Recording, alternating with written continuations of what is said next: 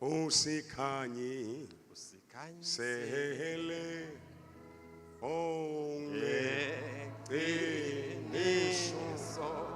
eqiniso lakho ngezi lakho baba ngezi lakho kwele usabantu avusa abantu bakho usabantu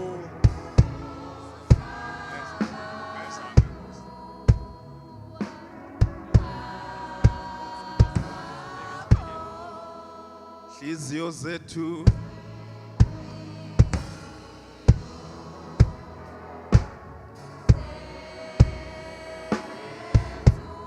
siyakuhlalela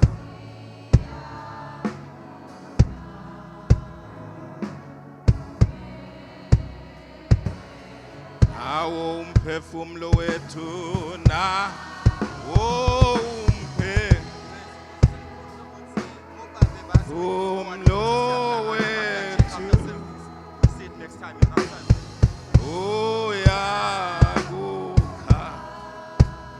yakukhale ela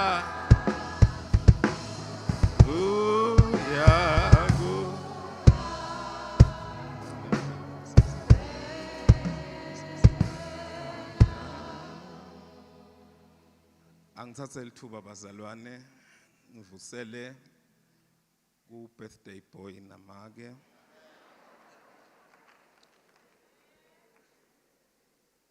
ngivusele tigaba tonke egameni lika Jesu.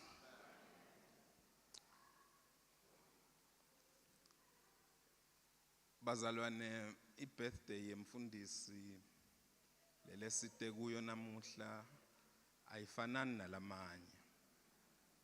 70 carries spiritual significance. Ngako ngidawucela ukuthi ema-elders nebashumayeli namake nababe bete ngembili sitoba thandazela. Ungalahli wena izikhali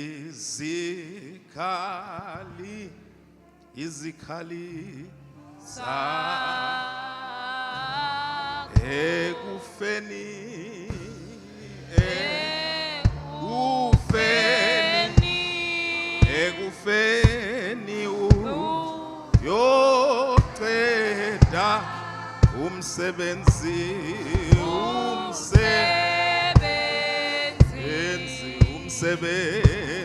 wakho umsebenzi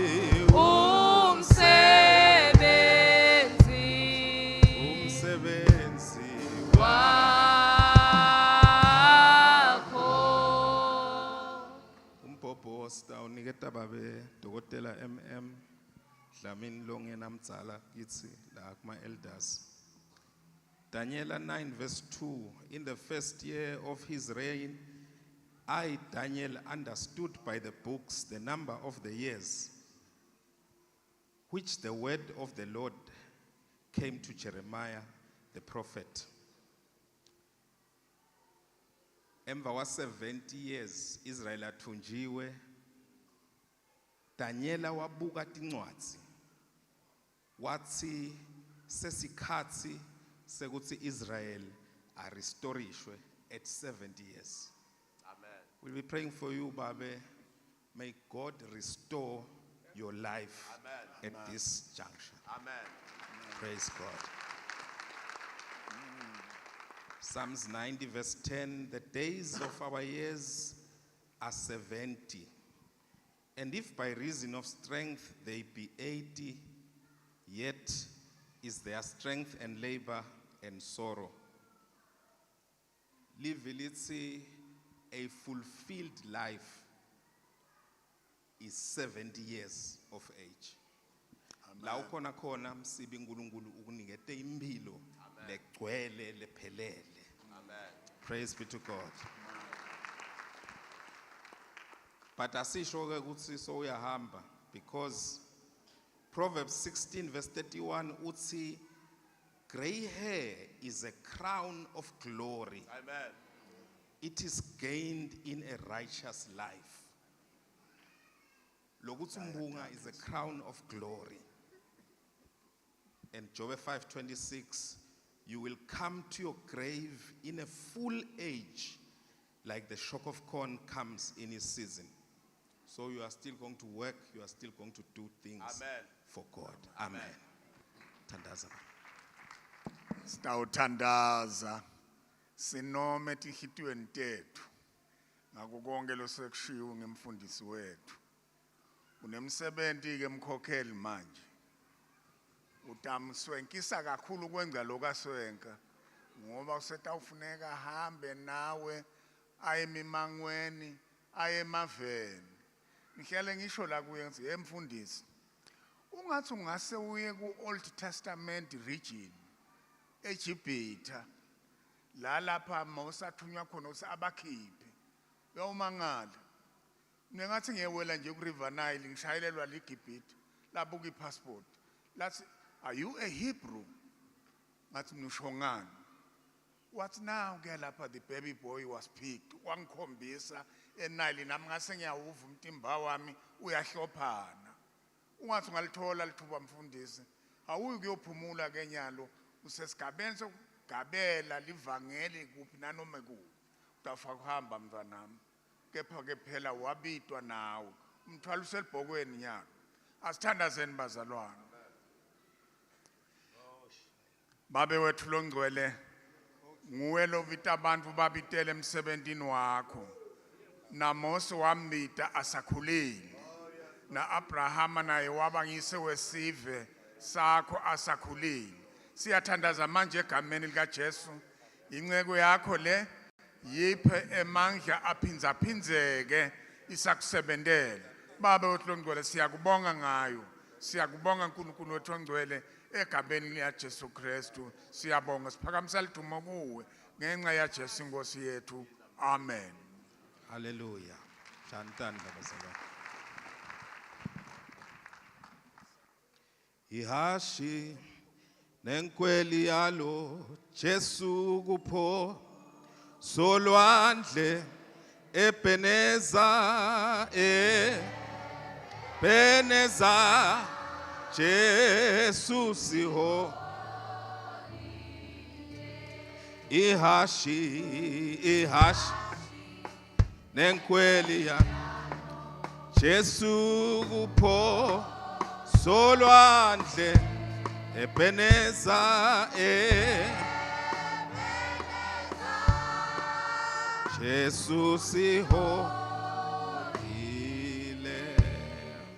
1 Samuel chapter 3 verse 1 up to verse 9. Livi bazalwane lethu sonke namuhla koja umlomdzalana kangishayela itolo kube livi uNkulunkulu lalibeka enhlitweni yami le message ngidayidedicate kuye as it turns 70. Praise be to God. Ititle yale message yami ithi he is calling you again. He is calling you again. 1 Samuel 3 verse 1 up to verse 9.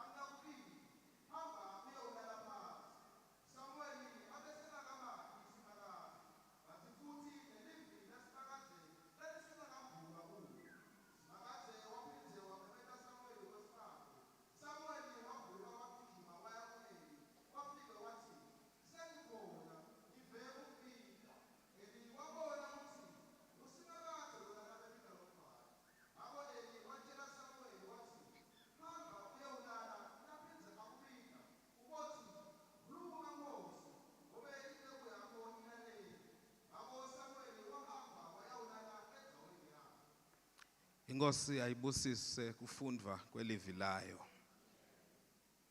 uNkulunkulu bazalwane kuba netindvo latikhulumako empilweni tethu. Kube netindvo latendako ekuhambeni kwesikhatsi lokubonakala uNkulunkulu abekwethembisile etimpilweni tethu. Kube ngazuthi akwendeki, kube ngazuthi livi lakhe liyapholota. uNkulunkulu unemkhuba ke wekuthi athi nakamvakashele umuntu, nakambona ukuthi ngalokuba ngumuntu letethembiso so uyatikhohlwa, aphinze amvakashele futhi.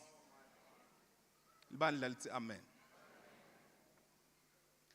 Ku-Acts chapter 20 ngelusuku lwekuvuka kwenkosi Maria uyahamba uya ethuneni laJesu.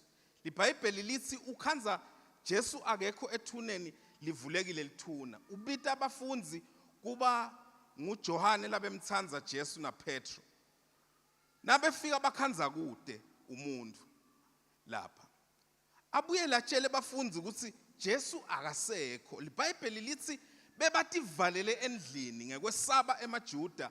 Lithi livi lenkosi Jesu wafika khanza iminyango ivaliwe. Wangangeni ngeminyango lovuliwe. Bambona sangekhatsi nabo.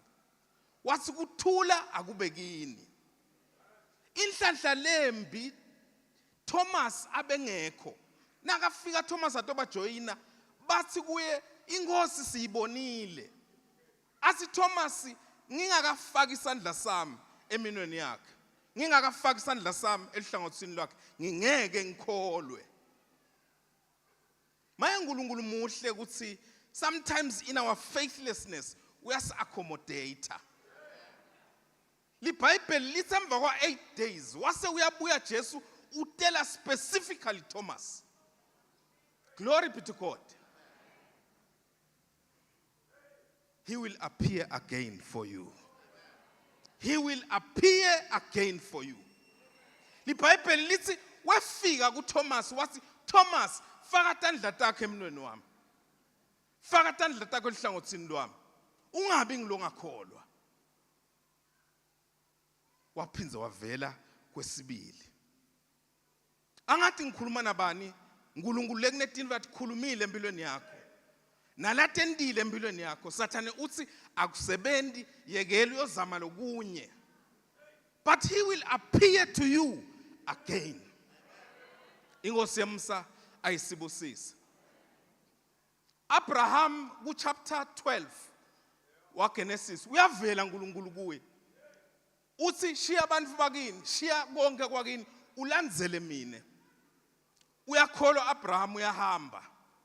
Uthi ngidakunika indalo utaba netive letinengi, umnika sibusiso lesikhulu.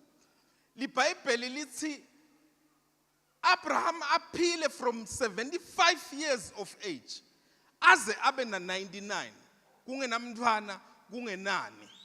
Ngizama ukuthi kuwe noma ngabe sekuphele isikhathi lesinganani naNkulunkulu akukhulumile kuwe lathi utawukwenda. LiBhayibheli lithi nasana 99 wavela uNkulunkulu futhi kuwe. Wathi Abraham ngingumvuzo wakho lomkhulu. Wathi buka Abraham sivumelano sami sikimi. Wathi my covenant is with me. Bakhona bangcwele. Ungakhohlwa wena lo uNkulunkulu akuthembise kona. uNkulunkulu yena akakhohlwa lakuthembise kona. Sivumelano sakhe sikuye. Nkosi yemsa isibusise. IBhayibheli liwavela kuye, navela kuye wathi I'm re-establishing my covenant. Wathi kuze wathi ngiyaguqula ligama lakho awusesiye Abraham songu-Abraham. Hallelujah. Hallelujah. Niyathi niye bazalwane ukuthi libito lenu njengemakholwa laguqulwa nanimukela Jesu. Bakhona abazalwane. KuGenesis 28 wefika uNkulunkulu akhanza Jakobe alele etsheni. Lithi iBhayibheli wefika nakafika kuJakobe, Jakobe wambamba walwa naye kwaze kwasa. Jakobe labekade eba tibuso tebantu. Jakobe labekade alobha abantu.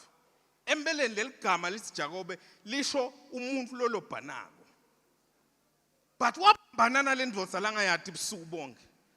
wabona nangakhona kuyinqoba le ndvodza yamthinza luhlangothi ihibhoni yakhe yaphuma. LiBhayibheli lithi wase uyabona ukuthi ayakusiya umuntu njena lo. Bakhona abazalwane. Ngikhuluma ngendzaba eguqulwa kweligama. LiBhayibheli lithi wanela kubona ukuthi lo muntu uyangithinza sengiyinyonga wathi angeke ngikuyekele ungibusise. uNkulunkulu wakhuluma something interesting wathi ungibani igama lakho? What's your identity? Wathi ngingiJakobe lo lobhabantu. Wathi kusuka namuhla udaba ngiIsrael. Ngoba ungcobile emhlabeni nasezulwini. Glory be to God. Kungoba kwethu bazalwane kwasemhlabeni nasezulwini. Kude umthakazo wasemhlabeni lonemandla ethi kwe inheritance yakho. Glory be to God. Changed his name. uNkulunkulu wavela kwesibili nakuAbraham. Lala sifunza khona abathandekayo. Sibona indzaba yekutalwa kwaSamuel.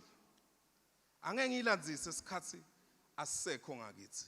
LiBhayibheli lithi ngifuna ukuthi kuwe baba eMsibi, he will appear again to you. He appeared to you, nakakubita, he will appear again. This is not the end. Glory be to God. IBhayibheli ke lithi athi Hana nawutanginika lo mntwana indzaba siyayati ngiyamkhulisela ethembelini. IBhayibheli lithi angamlumula wethembeka Hana wamikisa ethembelini. IBhayibheli ke lithi ngalesikhathi lesi number 1 umbono wawungasekho. Number 2 nelivi laNkulunkulu bese lisikasi. Nelivi laNkulunkulu bese lisikasi.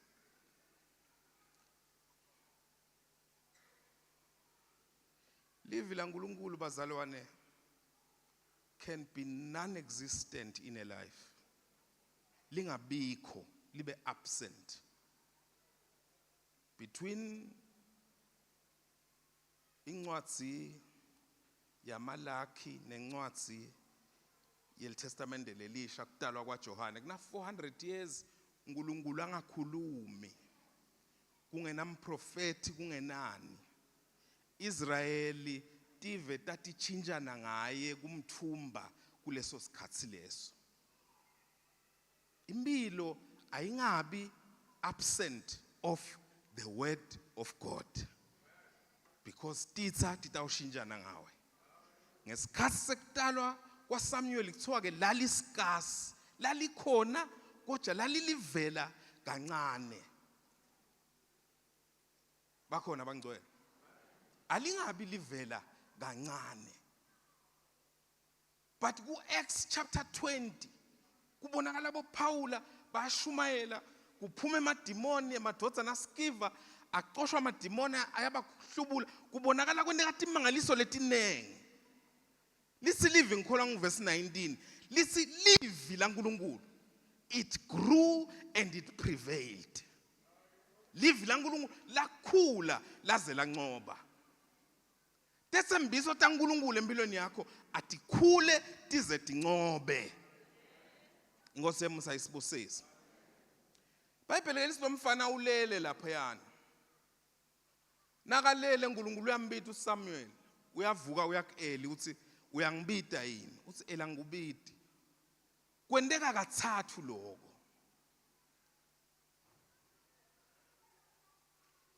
God calling this boy again. God calling this boy again. LiBhayibheli ke lithi wase uyamtshela uthi hayi ngusimakadze lo lombitako lomfana.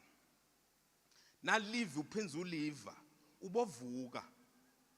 Noma ke ubophendula isikhuluma Nkosi inceke yakho ilalele. Praise be to God. Ngukhanzeka interesting nangifunza lesahluko lesi ukuthi lo mfana could not recognize the voice of God. But in chapter 16 uNkulunkulu uthi hamba endlini yaJese uyobeka inkosi. Lo beka ngalati live laNkulunkulu waliva clearly nakathi uNkulunkulu hamba uyobeka uyogcoba inkosi. Number 2, nakafika ekhaya kaJese nakuqhamuka Eliyabi labekade amudze angumfana wokuqala. Athi nangu logcotshiwa uNkulunkulu angimgcobe, athi uNkulunkulu ngamgcoba kusuye. Samuel waliva clearly live la uNkulunkulu. Ekuhambeni kwethu na uNkulunkulu bazana asikhule silive kalufifi livi, but kuhambe emalanga sigcine siliva clearly livi la uNkulunkulu. Libandla lithi amen.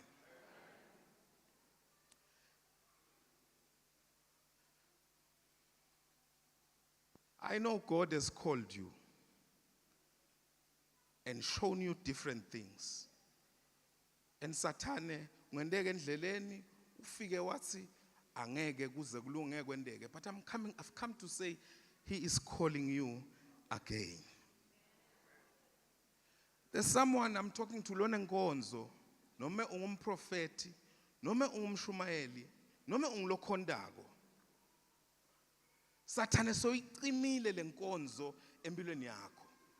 He is calling you again.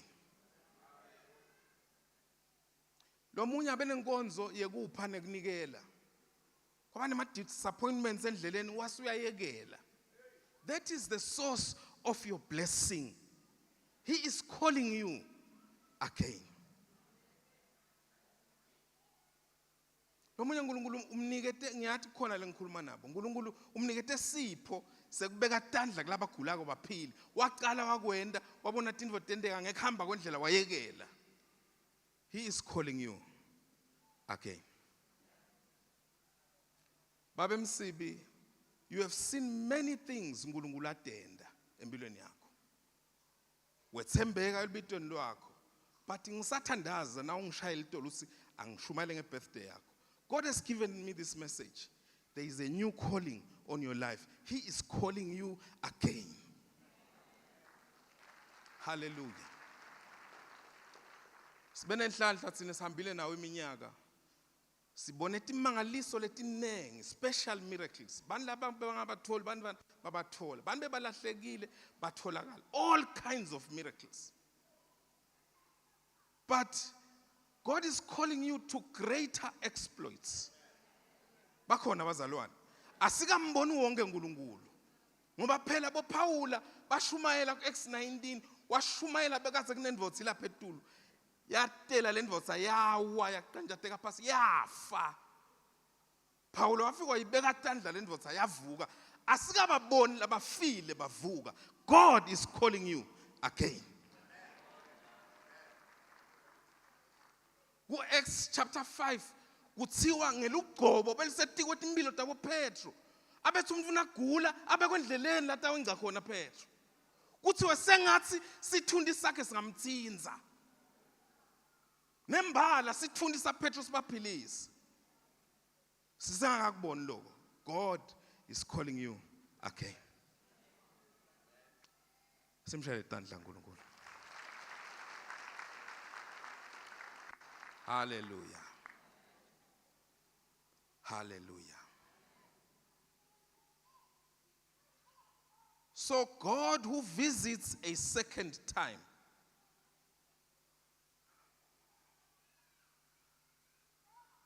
ngifuna ukuthi he will visit you a second time to bless you again. Bakhona bazalwane. Genesis 27. So ukhulile Isaac so uyafa.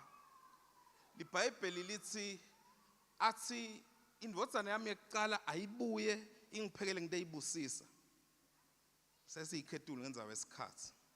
LiBhayibheli lithi lo make Eve alethe Jakobe instead of Esau. LiBhayibheli lithi ke efike ambusise. Asi uNkulunkulu akunike emadolo elizulu tive ati kuseve wena. Asi uNkulunkulu akubusise labakubusisa kababusiswe labakucala kusaba bacalekiswe. Efike Esau akhanze sibusiso sesihambile. Asi kude yini lengakuthola mina. LiBhayibheli lithi athi Isaka nginikete ebhuti wakho konke ngaphize ngamniketa uthi abe ingozi etikwakho futhi utaba ingozi etikwakho. Bakhona bazalwane. LiBhayibheli ke lithi abe nenhlitiyo lebhlungu esawu athi nangicedza kutilela babe ngidambulala. I would have assumed Isaac naye was not too happy ngalendlela lesibusiso lasithola ngayo lo mfana. But ku-28 verse 1 simuva athi hamba kamalume wakho Labani uyothatha umfati khona. Athi angasho njalo aphinza athi angiphinze ngikubusise. Ku-chapter 27 umnika sibusiso lesinormal.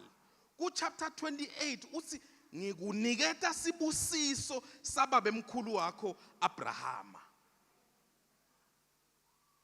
Hallelujah. Ukubusisile uNkulunkulu itolo, but he wants to bless you again. Ukubusisile uNkulunkulu itolo, he wants to bless you again. Umbonile etimalini takho, umbonile ekhaya kakho, umbonile kubantwana bakho, but he wants to do it again. Glory be to God. And he wants to give you a bigger blessing. Njengoba lo athola sibusiso sa Abraham. Inkosi ayisibusise.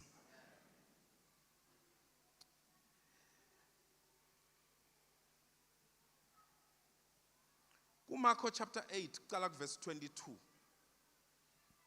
Sengiyase kugcineni.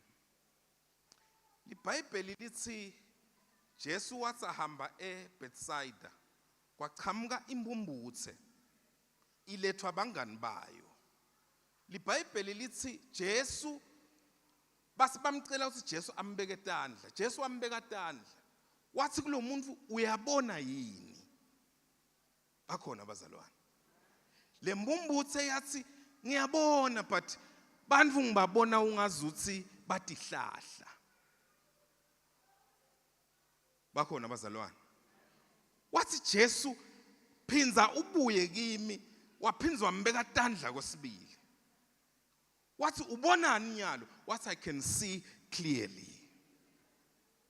Praise be to God. He wants to touch you again. He wants to touch you again. Wakuthinza ngoba netinvo letendekako. Mhlawumbe lo mmangaliso wakho wangefika ekugcineni. Bakhona abazalwane. Lo munye wamthinza Jesu bodokotela bathe sowutakufa. But ngekuthindwa ngeJesu waqhubeka waphila, but lesifo solo sikhona lamtimbeni. But awathi usuphila kanjani ngoba kuthiwa ngabe sewafa. But namuhla Jesu uthi he wants to touch you again. Namuhla Jesu uthi he wants to fulfill your miracle by the second touch. Ngoza isibusisi. He wants to touch you again. Kunebantu bebaba nema experience naNkulunkulu. Amvakashele uNkulunkulu ngemaphupho nangemibono. Atimisele emthandazweni. But lama divine encounters akasekho namuhla. Ngikhuluma nemuntu bekungendeki lutho empilweni yakhe, uNkulunkulu amkhombisa ngemaphupho nangemibono. But namhla sekwenteka noma yini nje kufeta ihlobo kufe ungakaboni lutho. God is saying he wants to take you back to that place. He wants to touch you again. Libandla lithi amen. Sengigcina ngendzaba isikhathi. Josepha kuGenesis 37 uyaphupha ubona tithungo tabo mnakabo nabo neyise nenina tigucela lesakhe sithungo. Uyavuka uyabatshela bayamzonda kakhulu ngeliphupho lakhe. IBhayibheli lithi Josepha waphinze waphupha futhi. Bakhona abazalwane. Ekuphupheni kwakhe wabona tinkanyeti inyanga nenyeti netinkhanyeti letingumnakabo tiguca kule sakhe star. I want to say to someone, God had given you dreams. Abebeke maphupho uNkulunkulu enhlitweni yakho. Letintfo bofuna kuti accomplish ufuna kutenda. Discouragement ya Satan. Maybe it took long. Maybe it looked like it was too good to be true. But God is saying, dream again. God is saying, phinza uphuphe futhi. Lo nkulunkulu wala maphupho akho usekhona futhi akagucuki. Dream again. Joseph akazange ayekeliswe ukuphupha ukuthi bebamzonda. Akazange ayekeliswe ukuphupha ukuthi bebase banemona naye. He dreamt again. Praise be to God. Bekunetinto babemsibi uNkulunkulu abetibeka enhlitweni yakho. Angathi kumbe sithi sowuna 70 sekulate. I want to encourage you today, man of God, dream again. Dream again. Praise be to God.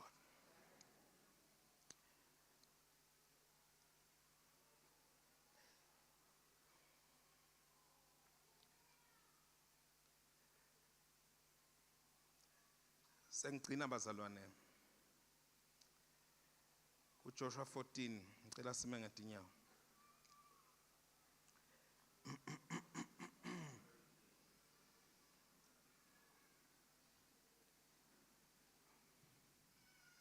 UJoshua 14, 45 years earlier, uNkulunkulu wakhuluma naCaleb. Ngicela nidlale bazalwane. uNkulunkulu wakhuluma naCaleb. Nabahamba bayobuka lelive, nababuya batawuthi lalabanye ngeke sikhone ukungena kule live. Atathi Caleb kuMose wababinzisa labo wathi sinawe emandla ekungena uNkulunkulu wethu utasingcobela. IBhayibheli lithi Mose wamnikeza sibusiso lesasi strange ngoba wathi la ume khona Caleb. Nakufika lesikhathi sekungena la ume khona lenza utabange yakho. Kwahamba isikhathi 45 years. He was 40 when the promise was made. And he is now 85. Ngemehlo ethu an old man. IBhayibheli lithi kwathi nakwabiwa letinzawo wahamba waya kuJoshua wathi wawukhona. Wathi wawunjani? Ya, lesithembiso nasendiwe. Kimi ukuthi lela bengingathi ngime khona. Wathi lenzawo bengime kuyo sengiyayifuna. Wathi ngina 85 nyalo wathi but nginemandla. Ekungena ngiphinze ngiphume ngilwe. Nginikete lenzaba. Praise be to God. I want to talk to someone. God's promises, they look dim in your life now. Bongasho namhla uthi Lord, give me this mountain. Bongasho ukuthi it's not too late because he wants to touch you again. He wants to bless you again. Hallelujah. Hallelujah. If that's you, you can come to the front. My elders will minister to you. He wants to touch you again. Hallelujah. Hallelujah. Hallelujah. Oh, bless me now, my Savior. I come to bless me now, my Lord. Oh, bless me now, my Savior. I come to thee. I need thee, I need thee, oh, I need thee.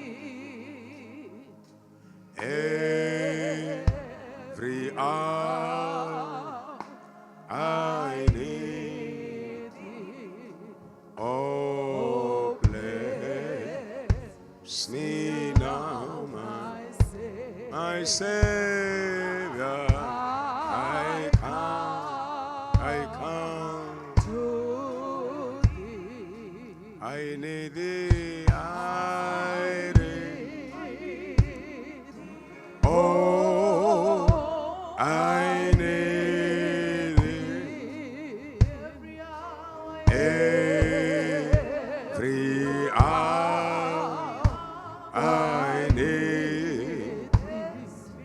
Oh, bless me now, my Savior.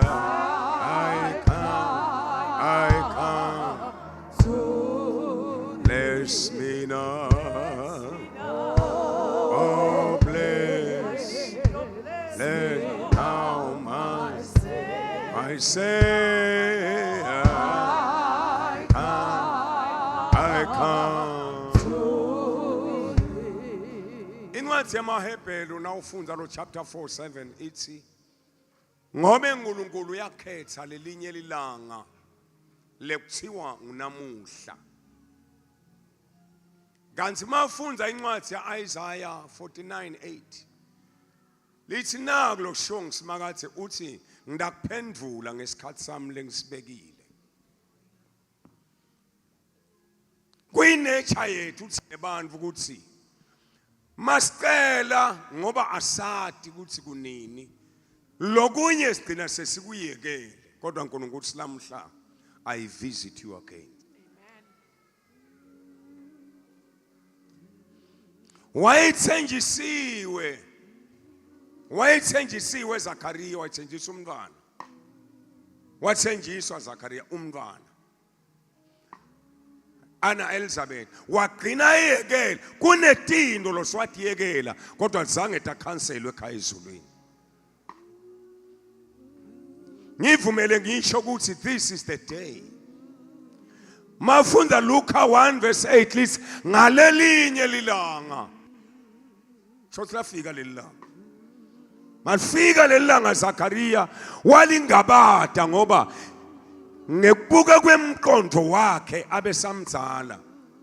Wathi ngiyadi ngani leni ukuthi ngiyosibili ngoba mina nemkami sesibadzala. Mhlawumbe letindo lakwethembisa thona uNkulunkulu bosovela uthi cancel and mawucabanga ukuthi ingqondo yakho bekungesi ingqondo yakho uNkulunkulu nalelithuba. Thembeka kodwa kuye wente konke lokufanele ukuthi uNkulunkulu athi kwente ukwente ngoba he's visiting you again.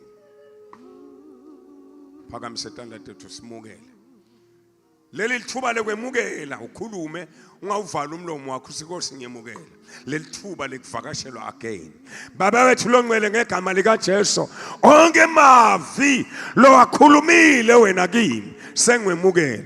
Onke mavi lo wakhulumile ngenceku yakho ngencekati yakho wonke umzalwane la izakhelo khulume ngaye wasethembisa ngiyalibona lelo phupho liyabuya futhi ngegama lika Jesu ngoba kude longemendleleni yakho your purpose will stand.